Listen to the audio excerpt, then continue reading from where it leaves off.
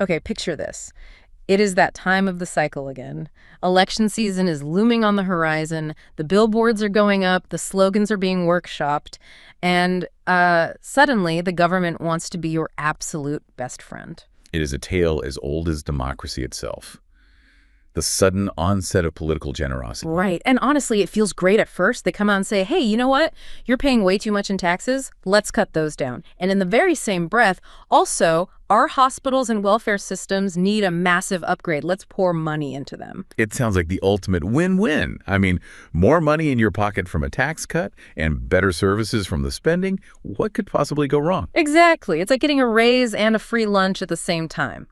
But, and there is always a but on this show, today we're going to look at why this specific scenario, especially when it happens in an economy that's already doing pretty well, can trigger a massive tug of war. Because while the government is throwing this big party, there's someone else in the room who is, let's say, not amused. The central bank. The designated driver of the economy. The party pooper. Well, they would argue they are the adults in the room. But yes, today we are going to dive into a classic economic clash.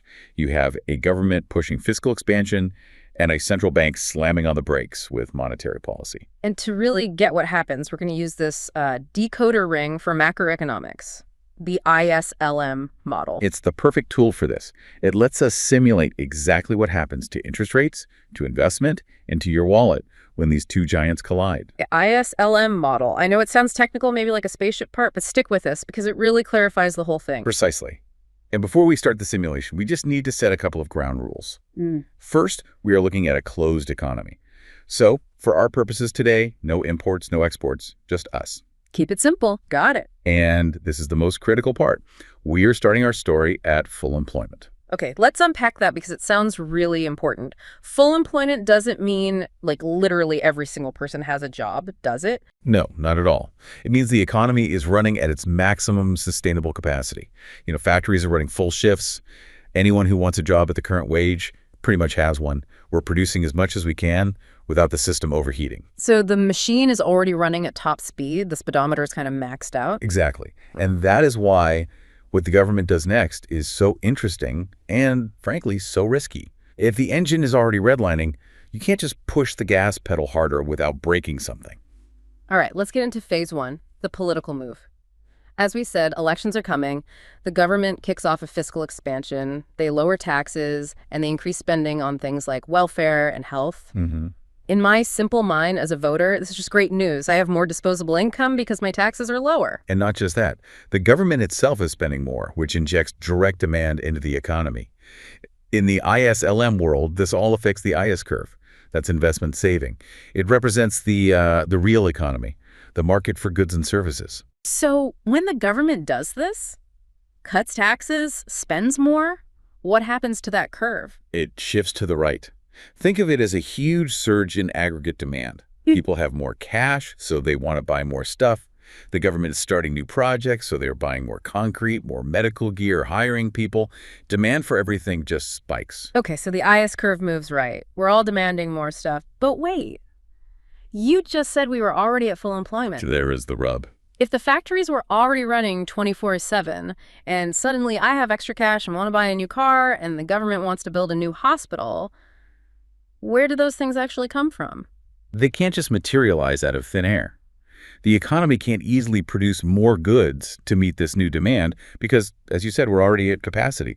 So now you have what economists call excess demand. Right. Too much money chasing too few goods. Exactly. And when you have a ton of demand for a product you can't make any more of, what's the only thing they can give? The price. It has to go up. This is the spark of inflation. The government's generosity has effectively just overheated the engine. We aren't getting more goods. We're just starting to pay more for the goods that already exist. Okay, so phase one ends with everyone feeling richer on paper, but prices are starting to tick up. And that's the cue for the party pooper to enter the scene. Phase two, the central bank's countermove. The people at the central bank look at this government policy and they don't see generosity. They see a threat. They see inflation coming. An inflation outbreak, to be precise. Their main job is price stability. They can't just let prices spiral out of control because of an election coming up. So they decide to intervene. They need to cool the whole thing down. How do they do that? Do they just send a sternly worded letter to the government? If only it were that simple. No, they use a tool called open market operations. And in this case, to cool things down, they conduct a monetary contraction. They're going to reduce the quantity of money in the economy. Reduce the quantity of money. That sounds so abstract. How do they physically take money away from people? They sell bonds, government securities. Imagine the central bank goes out to the free market and says, hey, we've got these super safe government bonds that pay interest. Who wants to buy one? And people and banks say, sure, I'll take a safe investment. Right. But to buy that bond, you have to pay the central bank. You transfer cash from your bank account to the central bank's account. Ah, I see. And once the central bank has that cash, it effectively vanishes from circulation. It's sucked out of the system. It's not in your bank account anymore. It's not being lent out. It's, locked away. So the total amount of money circulating, what economists call duller, goes down. So the government put money in my pocket with a tax cut, and the central bank is trying to lure it back out by selling me a shiny bond. That's a great way to think about it. And in our model, this affects the other curve, the LM curve. That's liquidity money. When the central bank cuts the money supply, the LM curve shifts. Okay, which way? It shifts to the left. You can also think of it as shifting up. The point is, the supply of money is contracting. Okay, let's just pause and get our bearings here.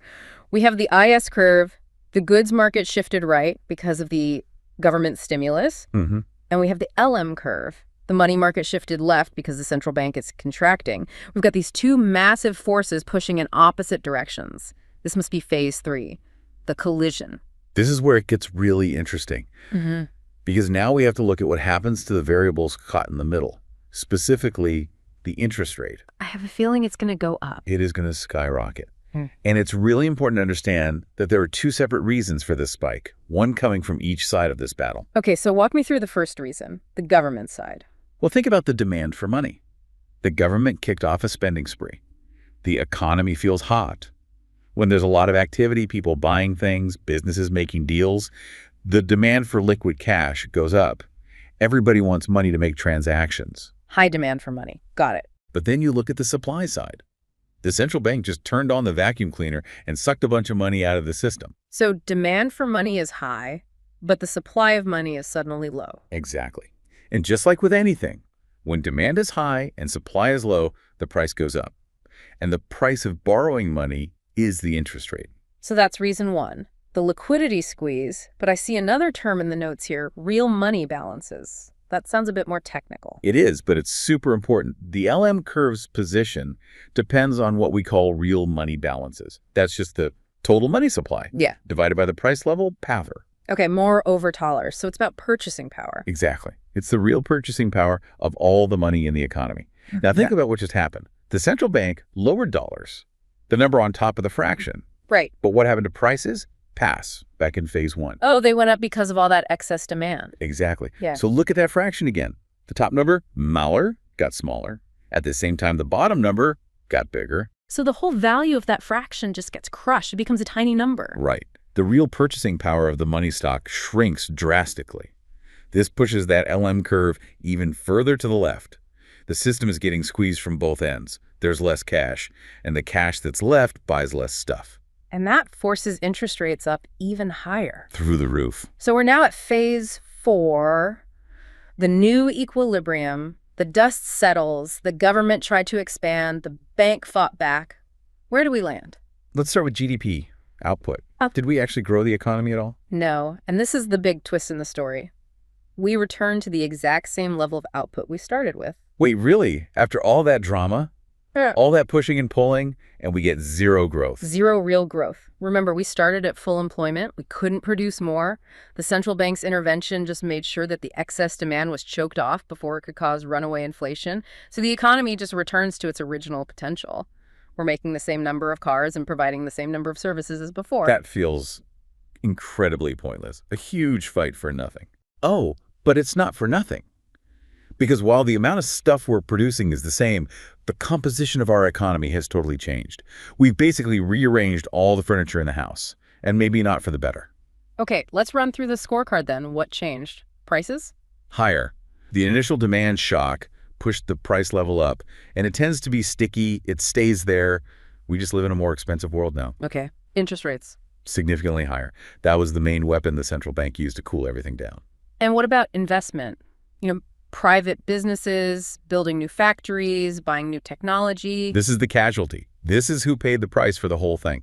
Because interest rates are so high, private investment just collapses.